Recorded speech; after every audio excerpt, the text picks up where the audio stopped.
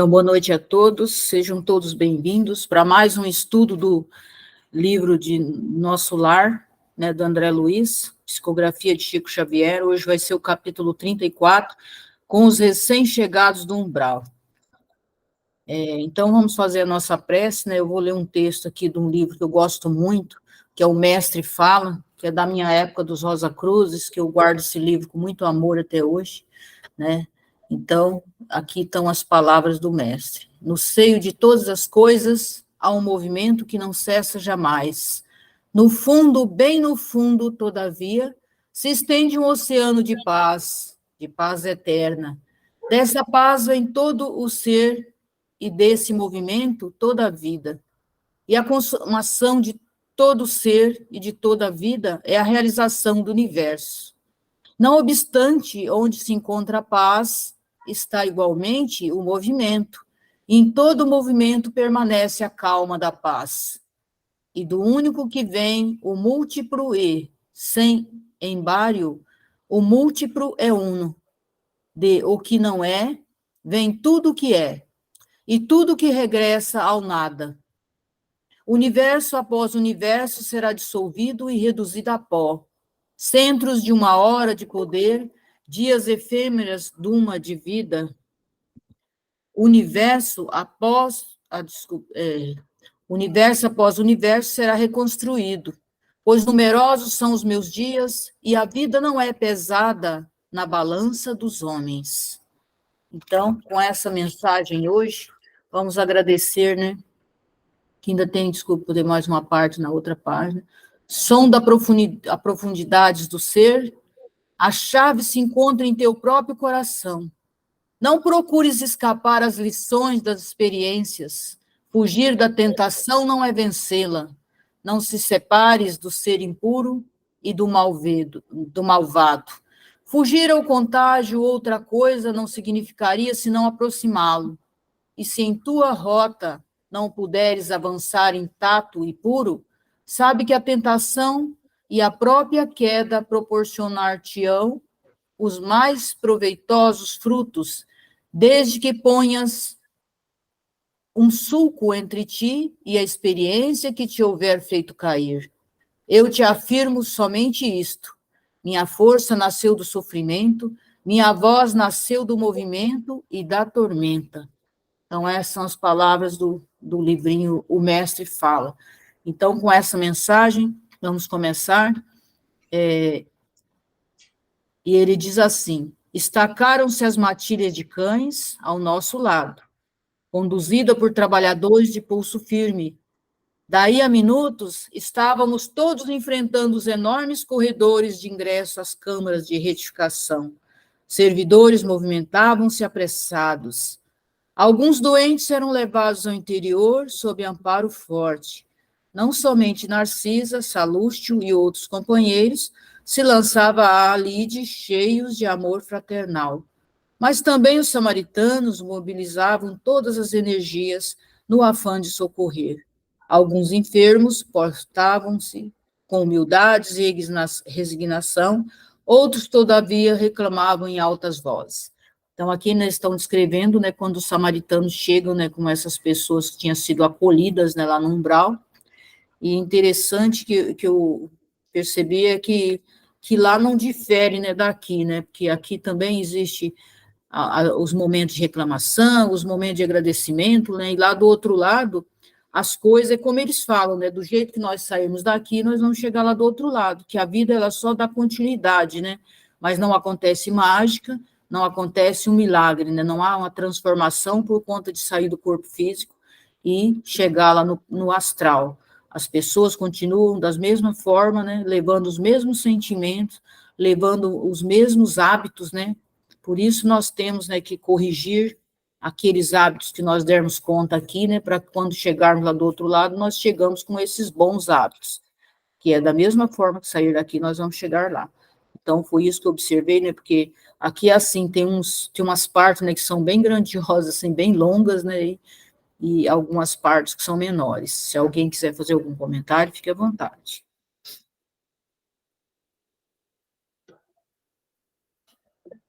Márcia, pode falar. Boa noite, meus amigos. O que eu gostei, só para fazer um adendo aqui, é dos cães, né?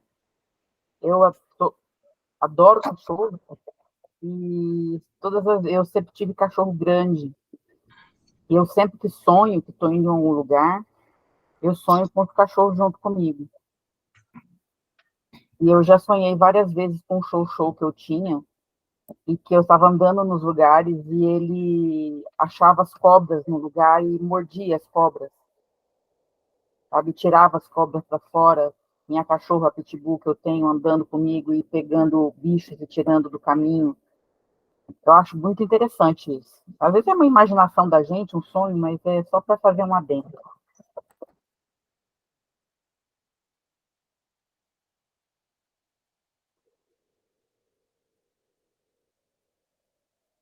Pode passar, né, Paulo? Só um pouquinho, Abadia, só um minutinho. Não, tudo bem. Aí, pronto. Paulo é meu secretário hoje, né, Paulo? Isso aí. Posso só fazer? A gente comentou na outra apresentação do Adão também, né? Doutora Irvênia Prada sempre fala muito sobre dessa questão dos animais. E existe mesmo, né? Existem aqueles que retornam, mas também existem aqueles que ficam lá de certa maneira, são reaproveitados, né? A gente comentou sobre isso na outra reunião também, né? Falou. Isso. Então, continuando. Atacando igualmente o serviço, notei que uma velhota procurava descer do último carro, com muita dificuldade. Observando-me perto, exclamou espantada: Tenha piedade, meu filho. Ajude-me pelo amor de Deus. Aproximei-me com interesse. Cruzes, credo, continuou benzendo-se, graças à providência divina, afastei-me do purgatório. Então, aqui ele vai só descrever, né, que eu fiz essa partezinha, porque senão ia ficar muito longo o outro. Então, aqui ele descreve nessa senhora, né, que ela desceu do último carro lá, e ela, dando graças a Deus, tinha saído daquele lugar lá, que era o umbral, né?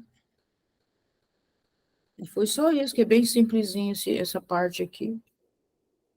Pode passar, deixa eu passar para você. Uhum. Não sei se alguém tem alguma coisa aqui a comentar. Que depois vai descrever mais sobre ela lá na frente, né? Uhum. Ah, que malditos demônios lá me torturavam, que inferno! Mas os anjos do Senhor sempre chegaram. Ajudei-a a descer, tomado de extrema curiosidade. Pela primeira vez, ouvi referências ao inferno e ao purgatório, partidas de uma boca que me parecia calma e ajuizada. Talvez obedecendo mais à malícia que me era peculiar, interroguei: Vem assim de tão longe?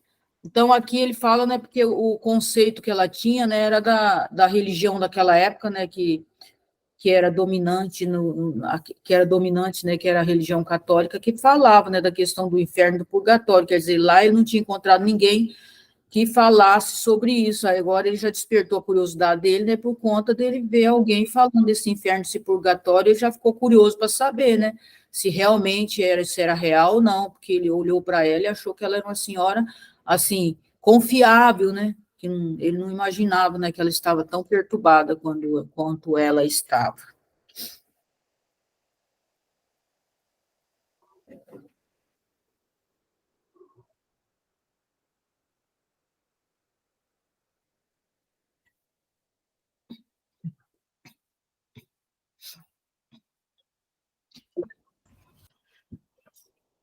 Vai, Maurinho, pode falar. Rapidamente, a gente vai perceber que parece que ela tinha uma filiação religiosa e tem essas ideias, né, que comentou no outro capítulo, e aí tem uma questão que nós já abordamos aqui em outro capítulo, que é a questão da aparência. Parecia ajuizada, da mesma forma que aquela outra parecia que, de fato, aquela moça que tinha uma médica que tinha feito bastante abortamento, parecia realmente estar sofrendo e lúcida, então, parecer, né, nem sempre será. Isso. E graças a Deus o André é curioso, né, porque senão nós não teríamos livro. Isso mesmo.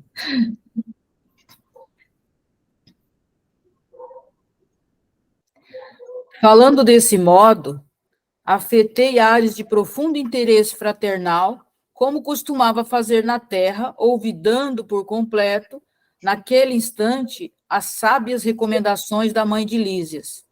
A pobre criatura, percebendo o meu interesse, começou a explicar-se. De grande distância, né? Quer dizer, ela está respondendo, ele perguntou se ela vinha de longe, ela disse, de grande distância. Fui na terra, meu filho, mulher de muitos bons costumes, fiz muita caridade, rezei incessantemente com sincera devoção, mas quem pode com as artes de Satanás? Ao sair do mundo, vi-me cercada de seres monstruosos que me arrebataram em verdadeiro torvelinho. A princípio, implorei a proteção dos arcanjos celestes. Os espíritos diabólicos, entretanto, conservaram-me enclausurada. Mas eu não perdi a esperança de ser libertada de um momento para outro, porque deixei uns dinheiros para a celebração de missas mensais por meu descanso. Então, aqui ela deixa bem claro, né, a questão religiosa, né, das crenças que ela tinha. Quer dizer, ela se sentia uma mulher que era muito caridosa, porque ela achava que ela fazia muito caridade. Na verdade, ela lá na frente a gente vai ver que ela era uma dona de escravos, né? Mas ela, na ignorância dela, né, ela achava que aquilo que aquilo era algo que era certo, né, correto ela fazer. E aqui ela fala, né, que os percalços, né, que ela passou quando ela desencarnou, e ela acha que, como fala assim do questão do inferno, da questão do Satanás lá, né, que fala da questão do Satanás, ela atribui, né, toda essa tribulação que ela passou lá no umbral, né, porque ela conhecia como inferno, né, ou purgatório, sei lá, e aí ela atribui tudo isso que aconteceu com ela ao Satanás, né, quer dizer, ela imaginava, né, ela esperava, né, sempre a proteção dos arcanjos celestes, porque ela era uma mulher muito bondosa, muito caridosa, né, fazia parte da igreja, e ela até deixou um dinheiro, né, para que celebrassem missas, né, por ela. Então, ela imaginou que ela ia chegar, na verdade, ela ia encontrar o céu, e foi bem diferente do que ela encontrou, mas aqui a gente vê bem essa questão, né, das crenças, né, que são passadas para cada um de nós, que a gente, quando chega do outro lado, a gente vai perceber a vida de acordo com as crenças que nós adquirimos aqui. Eu me lembro de uma história, agora me lembrei, assim, tem tanto a ver, mas diz que tinha uma criança, né, que ela não tinha o conhecimento na questão da reencarnação, nada, mas um dia ela teve uma pessoa que evangelizava ela, que falou, né, como que era a vida lá do outro lado, e essa criança, essa pessoa desencarnou enquanto criança, e quando chegou lá do outro lado, aquilo que ela tinha ouvido, né, serviu porque realmente ela já tinha sido falado para ela, mesmo ela não sendo espírita, ela não era espírita, ela era de uma outra religião, mas aí ela já tinha adquirido, né, já tinha ouvido falar, né, como que era a vida lá do outro lado, e isso facilitou bastante para ela. Então, muitas vezes, a dificuldade que as pessoas têm é desse não conhecer, mas também tem a dificuldade do conhecer, né, e não acreditar muito, né, que aquilo é verídico, né, às vezes até o espírita, né, ele acredita desacreditando, né, nem sempre é fácil, né, para a gente colocar a nossa vida aqui com a realidade que é do outro lado. Eu penso, né, que a gente sempre imagina que a realidade que a gente vai encontrar lá é diferente, mesmo a gente sendo espírita, a gente ainda vai ter umas surpresinhas e a gente ainda vai levar um susto, eu penso, né? Mas aí eu deixo com vocês.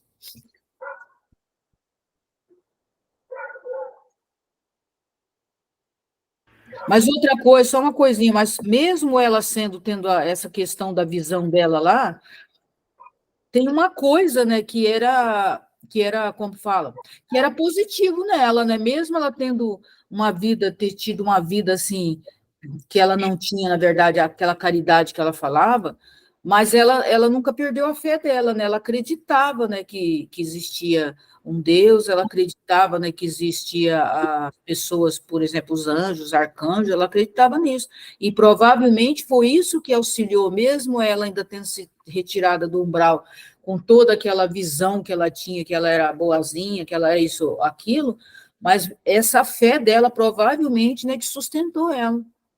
E aí eu deixo, vai, Márcio, pode falar. Concordo.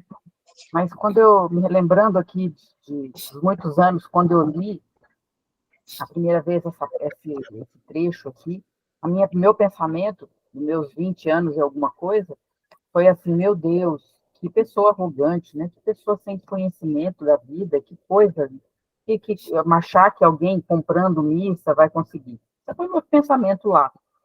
Hoje, depois de muitas lides aí no Espiritismo, eu volto a pensar eu penso de uma outra maneira. Eu olho isso aí e falo, meu Deus, quantas vezes eu já não estive no lugar dessa mulher? Quantas vezes eu não me equivoquei grandemente? Assim, devo ter passado por situações piores, com certeza. Conhecimento traz um pouco de humildade, né? Porque a gente não pode pensar assim. A Mauri. Eu me sinto um pouco obrigado a falar que eu acho que isso aqui não é uma ponderação sobre a religião dos outros em si. Eu acho que tenho muitos amigos de igreja que são pessoas incríveis e beneméritas, e quando você aplica as religiões de maneira geral, de uma maneira filosófica e voltada para a real essência do ensinamento do Cristo, né, todas elas são abençoadas. Com certeza. Então, acho que apesar de a gente conseguir identificar, não se aplica uma crítica à religião em si, né? Eu acho que existe um preconceito, da mesma forma como a gente viu preconceito em outros momentos na história da humanidade. Existia nessa época, né, um preconceito, ela coloca depois mais adiante, né? Parece que não eram consideradas pessoas, eram pessoas de segunda classe, e é compreensível. Tem pesquisadores que foram fazer pesquisa em universidades americanas que testavam como é que foi possível nesses movimentos de escravidão, de eugenia, de massacres, como é que era possível alguém convencer tanta gente de um absurdo desse, de raça superior, alguma coisa do tipo. E ele descobriu que muitos dos alunos que foram pesquisados nesse experimento, que era um experimento que era um ator, e eles simulavam que a pessoa dava choque de até não sei quantos volts, 500 volts, sei lá, na pessoa. E muitas pessoas, não, pode apertar o botão, você está dentro do experimento da universidade e tal, e o cara lá e apertava o botão. E era mentira, era um ator que simulava estar tomando choque, né? Então existe, depende do contexto, um preconceito muito grande, né? Me lembrei também da questão da religiosidade, quando a gente fala de maneira a falar de espiritualidade cientificamente, o que eles falam de religiosidade extrínseca e intrínseca. A intrínseca seria aquela de fato que é protetiva e que ajuda a saúde do sujeito, que ele usa a religião como algo que vai dar sustentação, força, e está muito mais relacionado à prática em si dos ensinamentos do que essa extrínseca, que me parece que é o que ela tinha. Que apesar de ela os arcanjos e tudo mais, ficava uma coisa meio fora do coração, né? Uma coisa mais verniz do que cerne.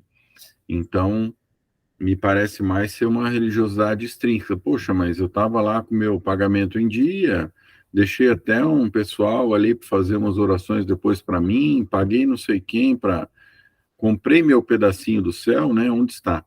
Então, acho que cabe essa diferenciação do extrínseca, né? Religiosidade extrínseca e intrínseca. A dela é a extrínseca, né? Que não, nem aqui na Terra protege, o que dirá lá do outro lado, né?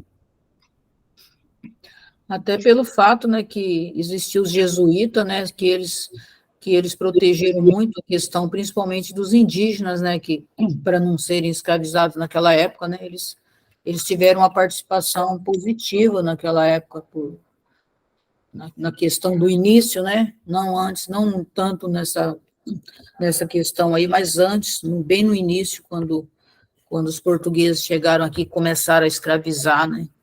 Eles tiveram uma parcela de participação, até protegeram nas missões, né, que eles faziam lá dentro das missões, ninguém podia entrar para pegar os índios, por exemplo, para serem escravos.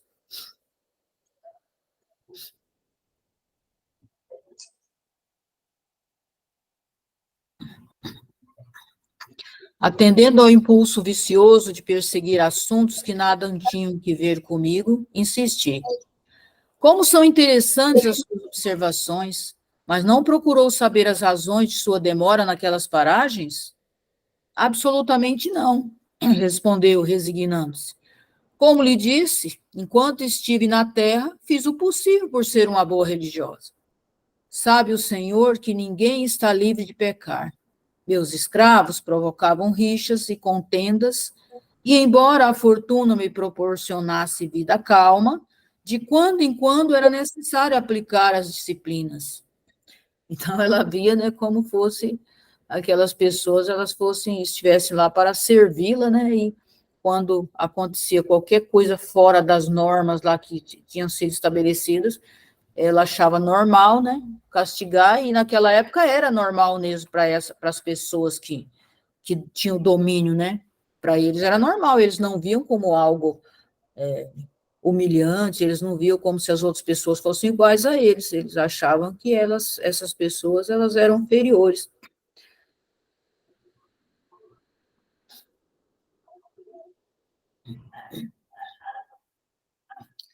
Até pelo fato, né, que desde a Idade Antiga, a escravidão, na verdade, era uma coisa normal, né, para as pessoas. Ali veio junto com a questão racial, mas os outros também, eles eram, por exemplo, na Grécia, né, em Roma, em todos esses lugares, essas civilizações antigas, eles, na verdade, eles escravizavam, né, a civilização vencedora lá das guerras, eles escravizavam, essas pessoas trabalhavam como escravo deles, ou se tinham uma dívida também, elas continuavam sendo escravas.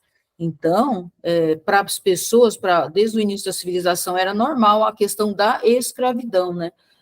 Agora, aqui se juntou mais a questão da escravidão, mais a questão racial, as duas coisas juntas. Márcia.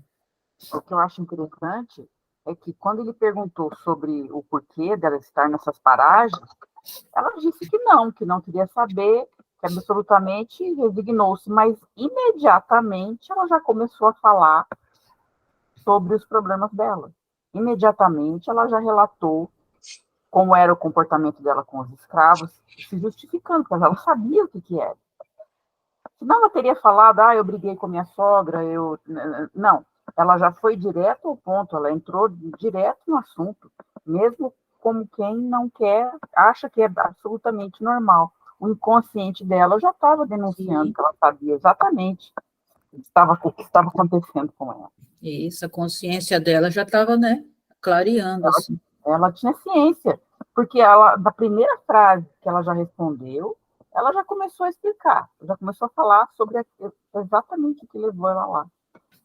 Ela não comentou o relacionamento, ela não falou de dívida, ela não falou de filho, de marido, de papagaio, ela foi direto para esse tipo de situação.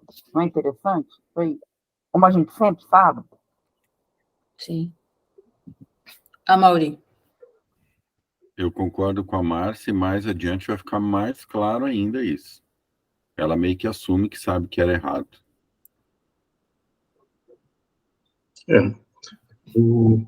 Essas coisas ficam bem arraigadas na cultura, se desenvolve ao longo do tempo, como a escravidão, parece que é uma educação desde criança, eles vão criando, eles que eu falo somos nós, possivelmente, que estávamos lá, né? Certeza absoluta. Vão criando, vamos criando um certo quase automatismo em conviver numa situação dessa. É muito difícil quebrar um elo desse. Na história, isso está cheio de coisa parecida. Por exemplo, as crianças que são criadas em um ambiente canibalista, elas se desenvolvem canibalistas, elas são canibalistas. Lá em Esparta, por exemplo, que as crianças eram dadas a serem guerreiros e dar sua vida pela pela sua pátria, com o maior prazer, com felicidade. Então, criam uma aura de uma cultura associada que é muito difícil quebrar esses elos. Muitas pessoas que quebraram esses elos, e uma grande delas aí foi a própria princesa Isabel, né? Ela vai falar aí mais para frente, que foi muito importante.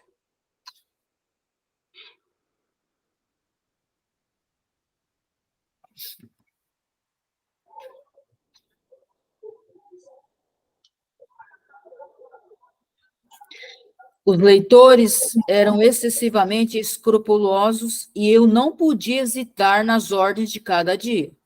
Não raro algum negro morria no tronco para encarmento geral, outras vezes era obrigada a vencer as mães cativas, separando-as dos filhos por questões de harmonia doméstica. Nessas ocasiões, sentia morder-me a consciência, mas confessava-me todos os meses, quando o padre Amâncio visitava a fazenda e, depois da comunhão, estava livre dessas faltas veniais, porque, recebendo a absolvição no confessionário, ingerindo a sagrada partícula, estava novamente em dia com todos os meus deveres para com o mundo e com Deus. Quer dizer, aqui vê, né, que essa questão lavava muita consciência, né, das pessoas, essa questão do perdão, de confesso, eu vou lá, confesso, e aí todos os meus pecados são limpos, né, e essa partícula que ela fala, com certeza era a hóstia, né, que ela recebia na hora da comunhão, né, a comunhão que ela recebia. Aí isso aqui me deixou assim, eu fiquei pensando, né, porque assim, dizem, né, que naquela época eu era um padre, né, aí eu fiquei pensando, gente, será que era eu esse cara aqui? Será que eu que era esse Amâncio? Pensei, meu Deus do céu, ou será que eu era como esse Amâncio aqui, né, fiquei me questionando, assim, as coisas, né, porque o dia o Preto Velho me falou, né, que ele me disse que eu ia na fazenda, aí ele agradeceu porque disse que eu colocava remédio nas costas dele quando eles chicoteavam ele, mas eu falei, pô, será que ele não quis ser meio bonzinho, não? Será que era isso mesmo? Será que não era? Será que era de outra forma? A Mauri pode falar.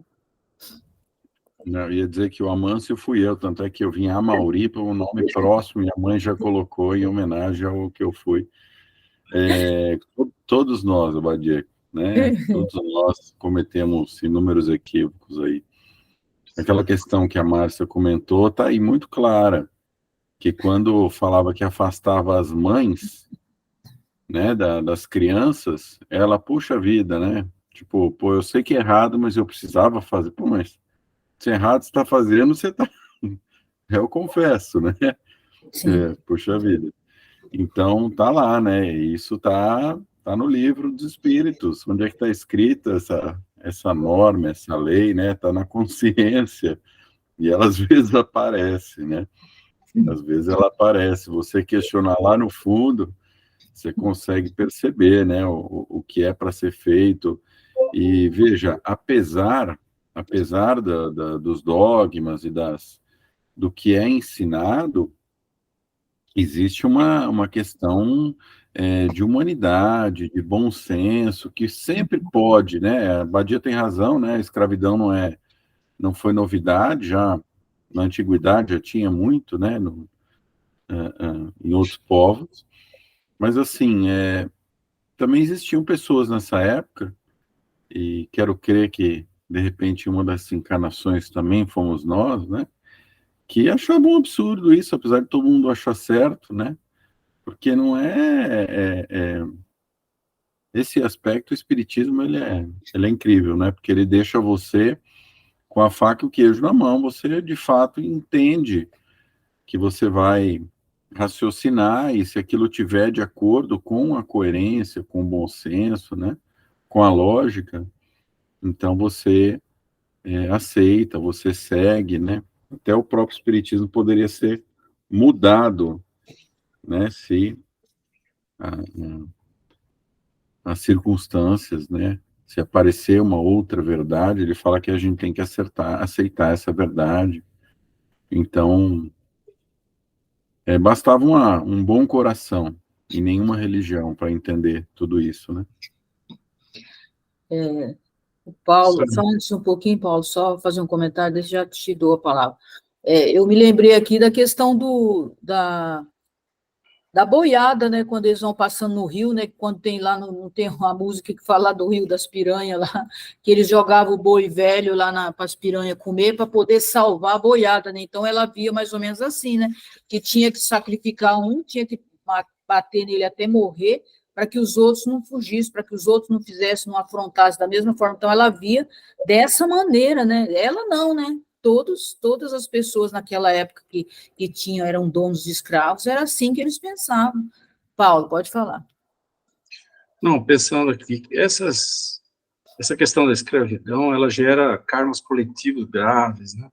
A gente sabe que na escravidão no Brasil, muitos reencarnaram, eram donos, assim, entre aspas, tinham escravos na época de Roma, escravos de guerras, né? Reencarnaram aqui, e possivelmente muitos desses que hoje, ou que ontem aí estavam nessas fazendas, que eram os poderosos como elas, foram até escravos, né, nessa época. Então, estavam os papéis ali invertidos, né? Mostrando que sempre há a possibilidade de perdão, e tem na história muitos casos de pessoas que superaram isso, libertaram seus escravos, eles deram a liberdade aos escravos, então eles, de alguma forma, concederam perdão para eles mesmos e para os outros, né? E lembrar também que nessa época muitos missionários vieram para apoiar, né? Para apoiar esse processo coletivo aí. E a Igreja Católica, a gente está estudando aqui, nós fizemos parte dessa história. Sim. Então a gente tem que conhecer o que nós fizemos. A Igreja Católica era uma empresa, ela estava profundamente ligada ao Estado, ela era um escravo do Estado. A Igreja Católica não fez nada em relação à escravidão, não fez nenhum movimento, com exceção de alguns padres, algumas pessoas dissidentes, ela foi totalmente conivente com o Estado, nós fomos coniventes com o Estado, eu digo nós porque não é uma crítica, é uma visão que os próprios historiadores mostram, que em certa época os padres eram enviados aos navios para fazer o batismo desses escravos, até lá na África eles iam para batizar os escravos, e isso era tudo. Chegava aqui, como ele vai dizer mais para frente aí, que os próprios conventos, os próprios padres, os próprios bispos, eles tinham escravos também nas suas casas e tudo mais. Era tão arraigado dentro da própria Igreja Católica, a nossa Igreja Católica, que era uma coisa muito séria, né? E tinha as pessoas, como a Mauri falou também, que tinham uma visão diferente, né? Por exemplo, pelo menos dizem, né, na história, né, porque eu sou professora de história, dizem, né, na história que Dom Pedro II mesmo, ele não tinha escravo, né, que eles eram todos libertos na casa dele, né, eles não eram escravos. E também tinha muitas pessoas, como falou, né, as missões, inclusive Miramês, né, ele veio para o Brasil para auxiliar nessa época por conta da escravidão, o que acontecia.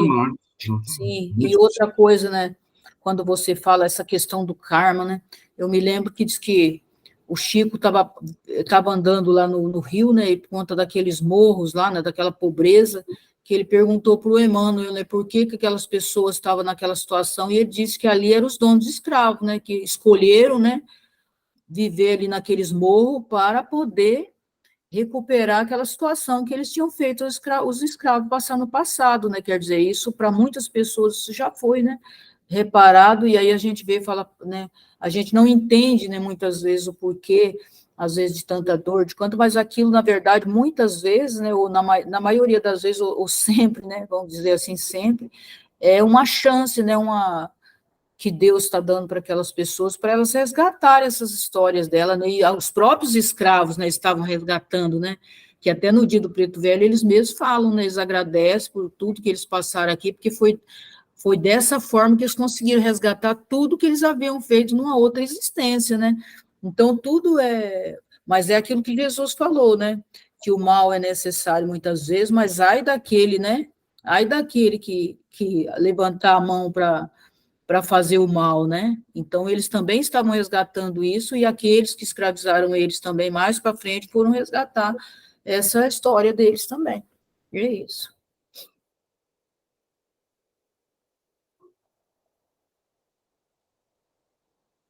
Pode passar, né, Paulo? A essa altura, escandalizado com a exposição, comecei a doutrinar. Minha irmã, essa razão da paz espiritual era falsa. Os escravos eram igualmente nossos irmãos perante o Pai Eterno, os filhinhos dos servos são iguais aos dos senhores. Ouvindo-me, ela bateu o pé autoritariamente e falou, irritada, isso é que não, escravo é escravo. Se assim não for, a religião nos ensinaria o contrário. Pois se havia cativos em casa de bispos, quanto mais em nossas fazendas. Quem haveria de plantar a terra, senão eles? Creia que sempre lhes concedi minhas senzalas como verdadeira honra. Em minha fazenda, nunca vieram ao terreiro das visitas, senão para cumprir minhas ordens. Então, olha só qual a questão dela, né? Ela coloca a responsabilidade na questão religiosa e em uma parte ela está certa, né? Porque era isso que era ensinado mesmo, né? Que aquelas pessoas eram inferiores. Mas aí, eu sempre falo uma coisa, né? A gente fala a questão, né, do escravo, que achava que era inferior. Mas hoje a gente ainda acha, por exemplo, que os nossos outros irmãozinhos, que não são humanos ainda, a gente come eles, a gente mata eles. Então, naquela época, nós estávamos fazendo isso com as pessoas, mas hoje a gente ainda faz com os seres que são criaturas de Deus, né? Quando está matando os animais aí, a gente está comendo como que fala, os cadáveres aí, não é um cadáver, a gente o Ramatiz fala bem claro, né? Que nós estamos impedindo os nossos irmãozinhos da evolução deles, porque chega aqui e mata, chega aqui e acaba com eles não conseguem, né, realizar o ciclo de vida que eles vieram, né, para a evolução deles. Então, mesmo que a gente está comentando isso, mas nós hoje ainda estamos fazendo isso, não com os negros, ou sei lá, com outro. Claro que ainda existe esse tipo de coisa, né, em alguns lugares existe, não só com negros, né, mas com todo tipo de pessoas. Mas, além disso, nós ainda não conseguimos nos libertar de acabar de destruir, de assassinar os outras criaturas de Deus que ele colocou para evoluir aqui. Então, a gente tem que refletir sobre isso, que nós ainda estamos presos nessa situação. Sem falar que existe escravidão ainda hoje, né? Isso. Então, existe na relação de trabalho, muitas áreas aqui são dominadas. Vira e volta a gente vê alguma ação do Ministério do Trabalho prendendo pessoas, escravizando outros, com finalidade de lucro, né? Então, ainda existem processos de reparo, de expiação ainda até hoje em relação a isso. Márcia. Se vocês tiverem a oportunidade de assistir um canal no YouTube chamado Sobrevivendo na Turquia, é uma brasileira que aos 20 e poucos anos casou com um turco e mora lá porque teve um filho. Eu já vi, eu assisti. Uhum. Ela é sensacional. E ela uma vez entrevistou uma brasileira que fazia outra parte da ONU, e eles trabalhavam sobre o tráfico humano. Não existe nenhuma indústria mais lucrativa do que o tráfico humano.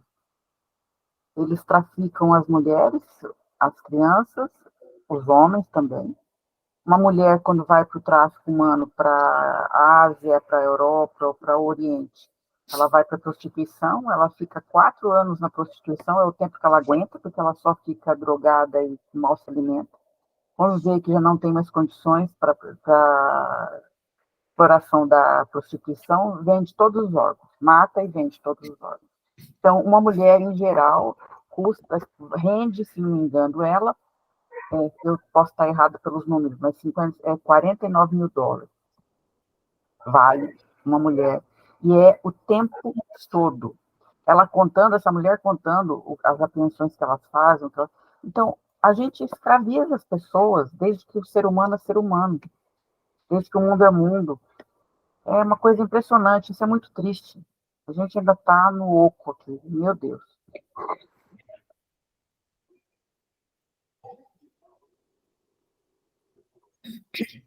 Padre Amâncio, nosso virtuoso sacerdote, disse-me na confissão que os africanos são os piores entes do mundo. nascidos exclusivamente para servirem a Deus no cativeiro. Pensa, então, que me poderia encher de escrúpulos no trato com essa espécie de criaturas? Não tenha dúvida, os escravos são seres perversos, filhos de Satã. Chego a admirar-me da paciência com que tolerei aquela gente na terra. E devo declarar que saí quase inesperadamente do corpo, porque me haver chocado da determinação da princesa libertando esses bandidos. Decorreram muitos anos, mas lembro-me perfeitamente. Achava-me adoentada, havia muitos dias, e quando o padre Amâncio trouxe a nova da cidade, piorei de súbito. Como poderíamos ficar no mundo, vendo esses criminosos em liberdade? Certo, eles desejariam escravizar-nos por sua vez, e a servir a gente dessa laia. Não seria melhor morrer? Recordo que me confessei com dificuldade. Recebi as palavras de conforto do nosso sacerdote, mas parece que os demônios são também africanos e viviam à espreita, sendo eu obrigada a sofrer-lhes a presença até hoje. Então, ali ela está falando, né, da questão que quando o padre veio dar a notícia, né, que a princesa Isabel havia assinado a Lei Áurea, ela ficou tão chocada que ela já estava doente que ela não deu conta, né, que ela acabou desencarnando de uma vez, né, porque ela não tinha mais vontade de ficar ali, porque ela era algo assim, foi um impacto muito grande, né, ela levou um choque muito grande com a notícia, né, porque ela ficou pensando que daqui a pouco eles iam querer escravizar, né, os brancos, os donos da fazenda. E outra coisa, quando ela fala aqui, né, ó, até hoje, quer dizer, até hoje, sendo obrigada a sofrer a presença, até hoje, quer dizer, provavelmente ali ela devia ter encontrado algum desses negros, né? Por que ela fala que até hoje, a não ser que ela acha que a vingança daqueles dela estar lá naquele lugar foi eles que prenderam, ela levou, né? Porque ela deixa aqui claro que eles continuam, ou pode ser por causa que também, acho que ela estava, né, meio demente já, né? Acho que a mente dela estava meio perturbada, pode ser que ela via, né? A questão mental dela, talvez, que estava doentia já, e ela via, né, por causa do remorso também, de repente, né, que mostrava a figura deles para ela. Então, é isso, pessoal. Pode falar, Maurinho. Eu acho que eram os obsessores mesmo, né? Deve ser. Que, não sei se já falou, acho que ainda vai falar, que ficavam circundando ela, né? Ficavam rodeando ela. Eu acho que eram mais obsessores. E o que me chamou a atenção, assim, é péssima a fala, né? É desconfortável ler umas coisas desse tipo, assim, porque é muito equívoco, né? É uma linha, dá para elencar uma dezena ou mais de infelicidades aí de fala, né? Mas disputam o primeiro lugar cabeça a cabeça aí, porque são muito ruins as falas dela, né? É muito equívoco. Acho que isso não dá nem para comentar muito, né, essa questão. A gente falou que até hoje existem, e eu me lembrei de alguns casos de familiares próximos que já trazem, são filhos de imigrantes europeus e traziam um certo preconceito contra os negros, ainda hoje, contemporaneamente. Eu tive uma professora também, ela era britânica, e era uma coisa meio velada, até que ela veio me perguntar como é que era? Se ficaria bem ela sair com fulana para ir à feira. Eu não entendi a pergunta, eu falei, mas por quê? Ela falou, não, eu fiquei em dúvida porque ela é uma negra, né? E eu falei, Jesus, que pergunta é essa, né?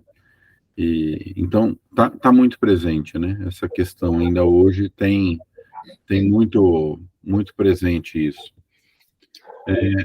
Outra coisa que me chamou a atenção foi a questão da responsabilidade dos religiosos.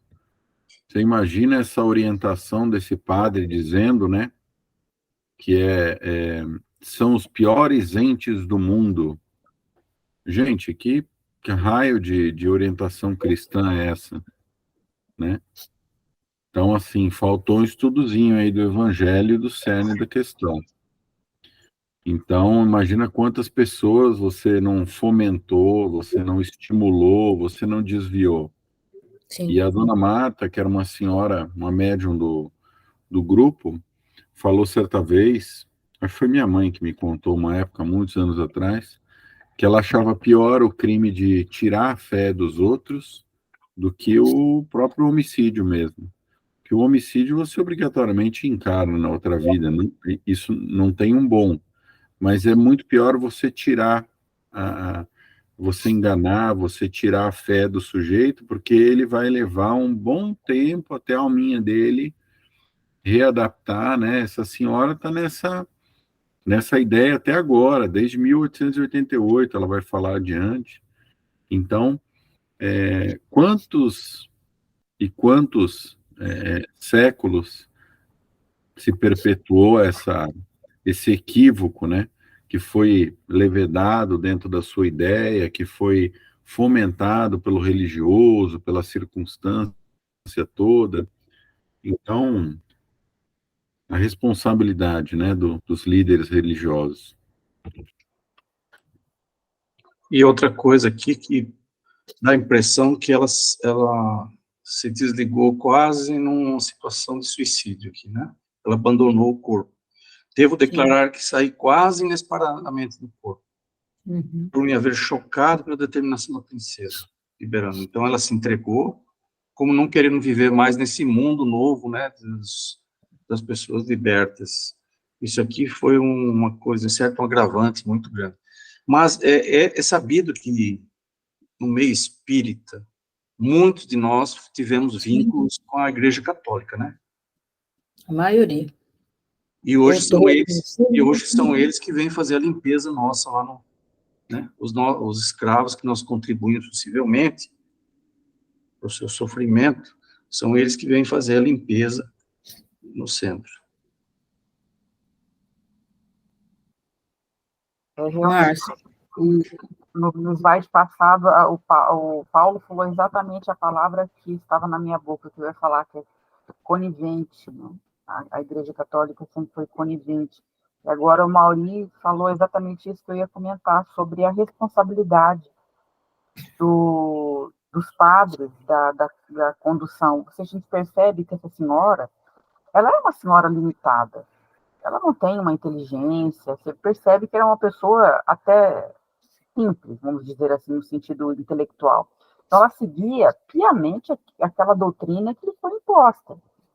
Se os padres justificavam, ela estava coberta de razão, ela não via o porquê de interrogar ou alguma coisa, ela não tinha essa capacidade de fazer perguntas, de investigar, né? Então, a responsabilidade, a conivência e a responsabilidade é muito grande. E eu acredito que, quando a gente tem a incumbência nessa vida com as palavras, sejam elas ditas, escritas, como for, é que com certeza a gente já pecou muito por elas, entende? Nós já falhamos muito na doutrinação, nos exemplos, na nossa fala, como diz o Amaury, desvirtuando e tirando a fé das pessoas. Então, a gente que está hoje em dia, de alguma maneira, por menor que seja nosso campo de ação, dentro da fala e dentro da educação, dentro da escrita, a gente tem muita responsabilidade já adquirida aí, porque não à toa, né?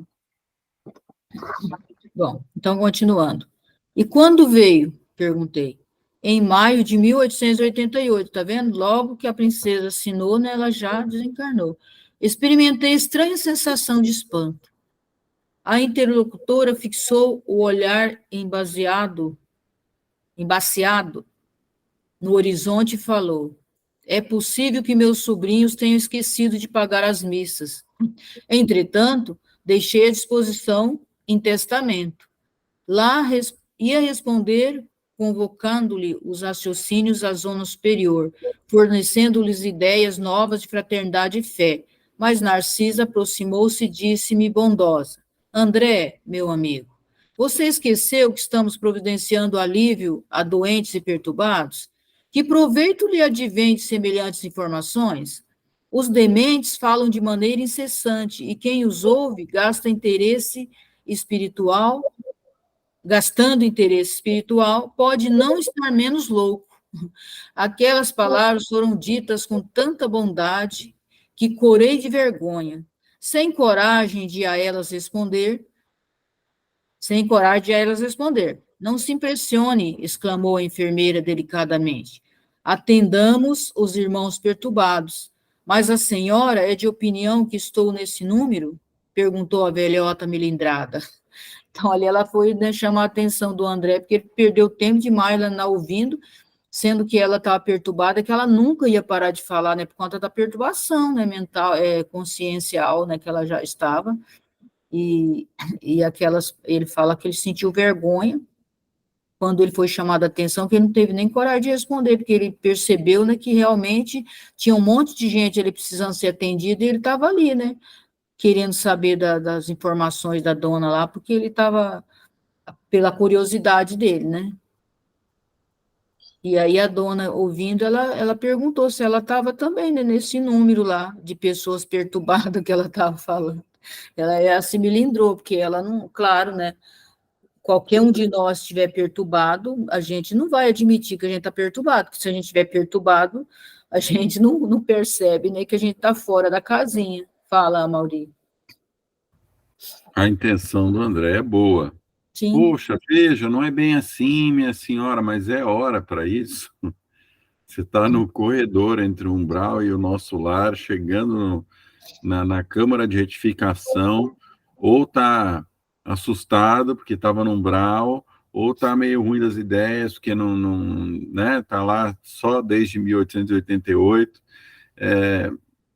sendo perseguida por quem ela maltratou durante a vida, cheia de ilusão. Em 15 minutos ele vai falar alguma coisa que vai, puxa, como não percebi? Valeu, André. Obrigado. Não vai acontecer. Não vai acontecer. Então, assim, ela foi muito educada. Possivelmente eu não teria essa mesma paciência. Foi o Chiu mais, tipo, mais educado, e ela continua, né? Porque refinado. Foi refinado demais. Mas ela continua porque aí a velhinha ficou, como assim? Maluco? Quem é maluco aqui? Né? Quem que é o perturbado? Quem que é o, né? Mais ou menos, né, amor? Não foi tão refinado, porque chamou assim, falou que ele também pode estar meio louco. Ela falou, pode não estar menos louco. Mas olha que interessante, mas de louco também, isso, pode não estar menos louco. Isso, mas exigia isso, porque você está numa zona que tem uma vibração muito densa. Se você começa, assim, eu acho que às vezes a turma que é recolhida deve ser um recolhido assim, às vezes meio no limiar de conseguir sair daquela zona vibratória. Para a pessoa ser arrastada de novo para lá, deve ser um estalido, assim, sabe? Imagino. Então, se você começa a levedar essas coisas e começa a produzir perturbação, você imagina, ela tem uma crise lá, ela começa a surtar lá no meio, aí mais gente ia ter que acudir, você entende? Não era muito hora para isso. Tipo, André, parou.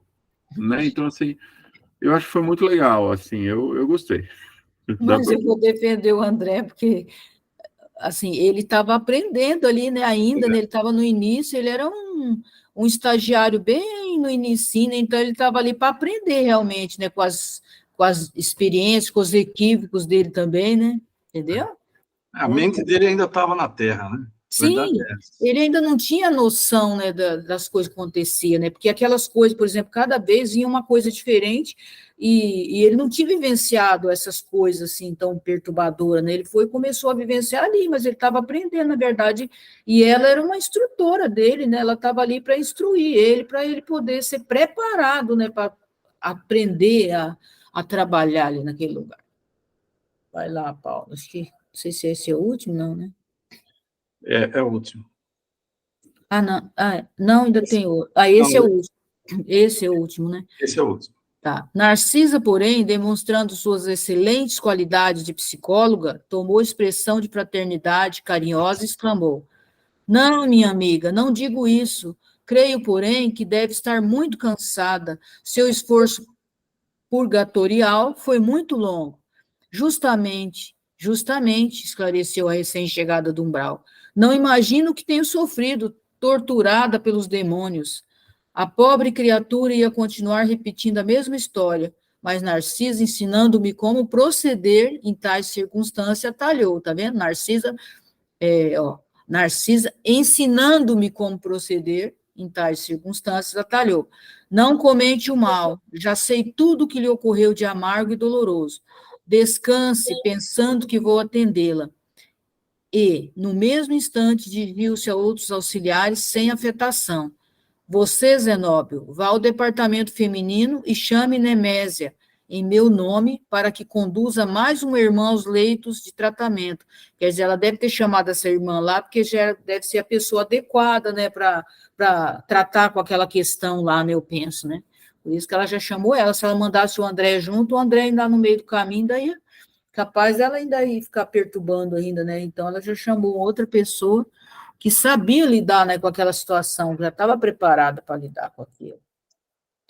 E aqui eu deixei umas frases aqui, vou ler, depois, se vocês quiserem fazer alguma ponderação lá do último slide, que são palavras de André Luiz, né? Estude sempre. A renovação das ideias favorece a evolução do espírito. A fraternidade é a mensagem que deve se destacar no planeta, e nela vamos focar nosso empenho de trabalho no bem, com consequente aprimoramento da realidade espiritual do ser.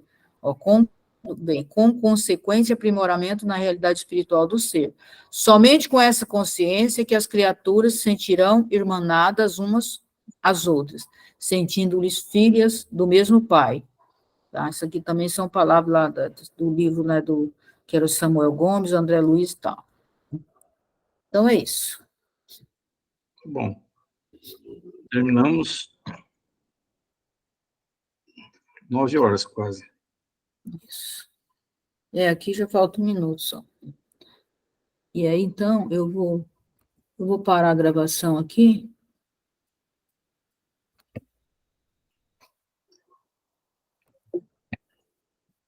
Pode falar, Maurinho.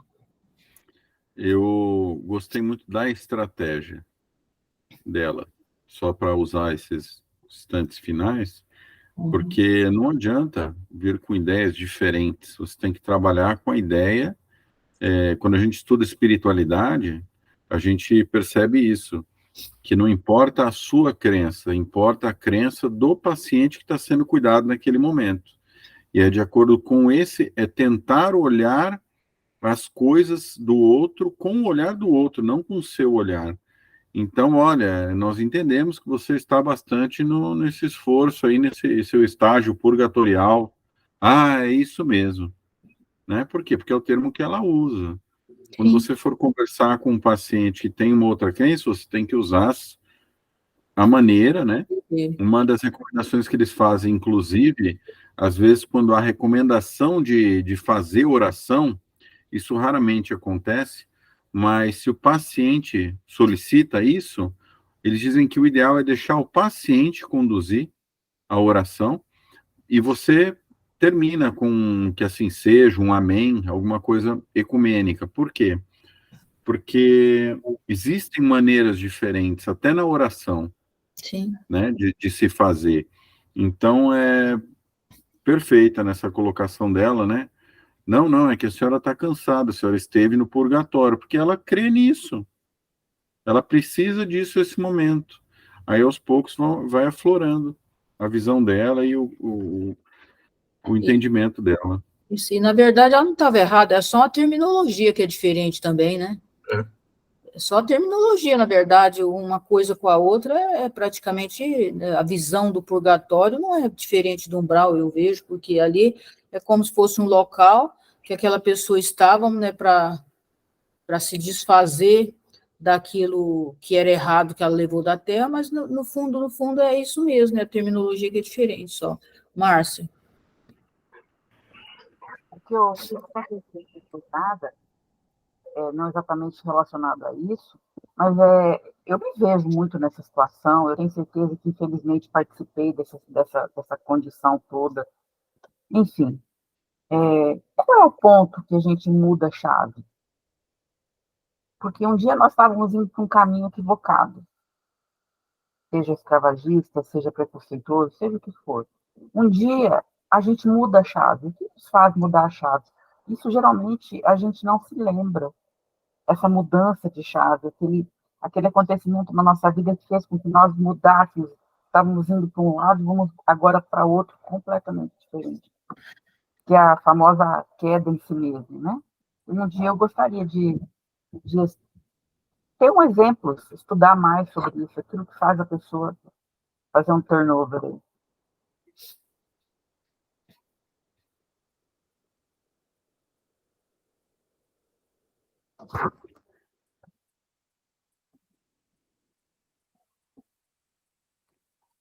Você parou a gravação, Pati? Acho que não, né? Ainda não, vou parar agora.